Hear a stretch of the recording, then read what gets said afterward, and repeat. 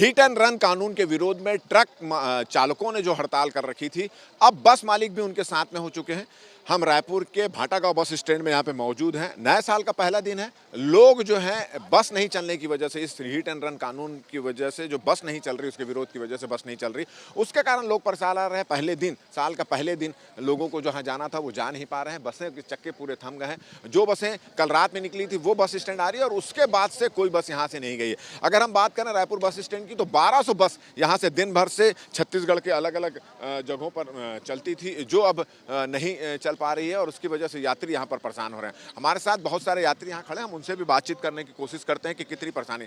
आज साल का पहला दिन है, कहाँ जाने के लिए आप आए थे? और बताइए, कहाँ जाने के लिए आए थे? बिलासपुर। और कौन कौन है आपके साथ? एक बच्ची है मेरे पास में, हम आए हूँ अकेला। अभी आपको कब पता चला कि बस नहीं जाएगी आज? बस स्टैंड आने के बाद पता चल रहा है। हाँ, तो अब कैसे करेंगे आप? अब क्या करें, अब कोई व्यवस्था है ही नहीं है तो वापस होना पड़ेगा। फिर ट्रेन से नहीं जाएंगे? ट्रेन से तो नहीं जाऊंगे मैं। आप कहाँ जाने के लिए? नहीं, छोड़ने आए थे। छोड़ने आए थे। कितनी परेशानी हो रही है यहाँ पर? परेशानी तो हो रहा है सर। आप कहाँ जाने के लिए आए हो भैया? मैं अमनपुर जाने के लिए आया था। आप कैसे करोगे? बस बंद है तो? बस बंद है तो घर वापस जाऊंगा, तो यहीं का रहने वाला हूँ ना। इसलिए तो जल्द चल जाएगा, दूर वाला होता समस्या होती। ये जो हड़ताल हो रही है उसके बस मालिक भी इसमें शामिल हो गए, तो कितना उचित मानते हैं इसको? साल के पहले दिन लोग परेशान हो रहे हैं। ये तो पहले दिन क्या है, ये तो नियम बनाए हैं, इनकी समझौते के ऊपर में है। अब ये दोनों को ही समझना है ये बात, तभी ये समस्या का समाधान हो सकेगा।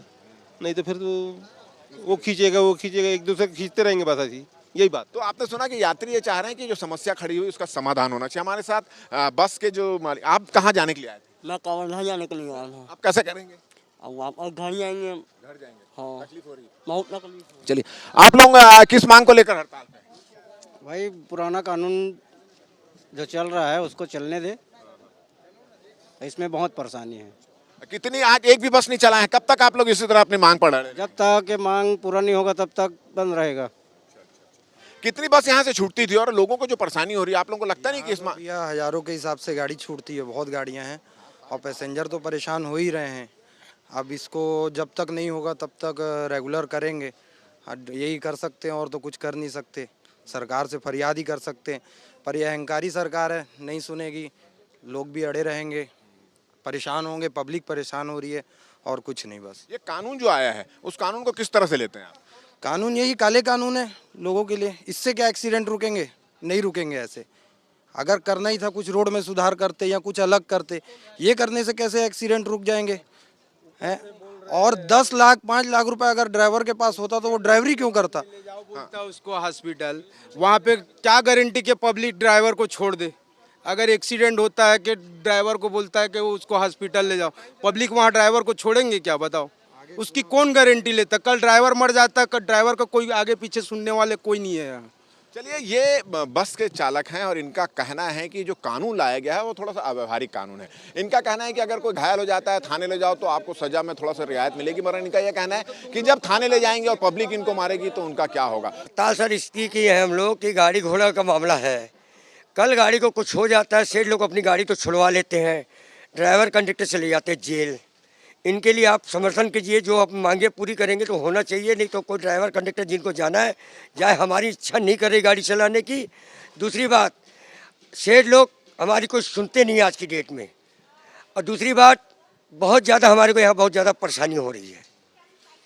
दूसरी बात यह है, हमारे नियम अनुसार से कि जैसे पहले नियम था वही नियम लागू करना चाहिए हमारे लिए। कब तक बंद रखोगे आप? हम जब तक हमारी मांग पूरी नहीं होगी तब तक हम बंद रखेंगे। लोगों को परेशानी हो रही है उसके बारे में? सर उसके लिए देखो हम कर रहे हैं, बाकी सरकार को भी तो परेशान जमाता वो है ना भाई। क्या नाम है आपका? राजू हिंदुजा। ये एसोसिएशन के अध्यक्ष? नहीं, मैं ड्राइवर हूँ गाड़ी का। गाड़ी ड्राइवर? जी हाँ सर, जी हाँ। क्या चाहते हैं आप? हम तो यही चाहते हैं सर, देखिए 4000 5000 हमको तनख्वाह मिलता है और आप नया नया कानून ला रहे हो, 10 लाख रुपए जुर्माना, 10 साल का सजा।